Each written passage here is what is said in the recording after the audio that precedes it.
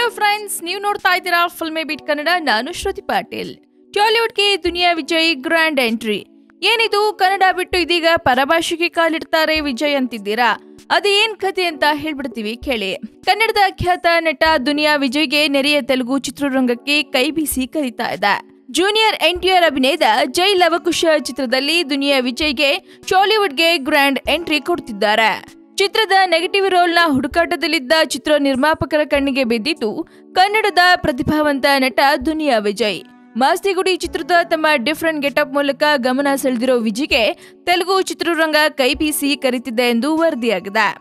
ಶ್ರೀರಾಮನವಮಿ ಎಂದು ಚಿತ್ರದ motion poster release ಆಗಿದ್ದು ಆನ್ಲೈನ್ ನಲ್ಲಿ ವೈರಲ್ ಆಗಿದೆ.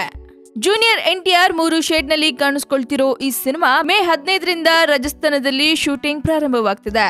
ಒಟ್ಟಾರೆ ಕನ್ನಡದಲ್ಲಿ ತಮ್ಮ ವಿಭಿನ್ನ ಲುಕ್ ಮೂಲಕ ಎಲ್ಲರ ಗಮನ ಸೆಳೆದಿರೋ ದುನಿಯಾ ವಿಜಯ್ ಇದೀಗ ಟಾಲಿವುಡ್ಗೆ ವಿಲನ್ ಗೆಟಪ್ ನಲ್ಲಿ ಎಂಟ್ರಿ ಕೊಡ್ತಿದ್ದಾರೆ.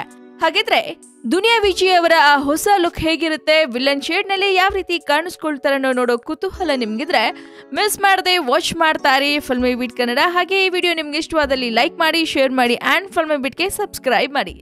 ಹಾಯ್, ನಾನು ಶ್ರದ್ಧಾ ಶ್ರೀನಾಥ್. ಸ್ಯಾಂಡಲ್ವುಡ್ ಸುದ್ದಿಗಳಿಗೆ ಹಾಗೂ ನನ್ನ ಫಿಲ್ಮ್ಸ್ ಬಗ್ಗೆ ಏನಾದರೂ ಅಪ್ಡೇಟ್ಸ್ ಬೇಕಂದರೆ ಫಿಲ್ಮಿ ಬೀಟ್ನ ನೋಡ್ತಾ ಇರಿ ಹಾಗೂ ಯೂಟ್ಯೂಬ್ ಚಾನಲ್ಗೆ ಸಬ್ಸ್ಕ್ರೈಬ್ ಮಾಡಿ. Thank you.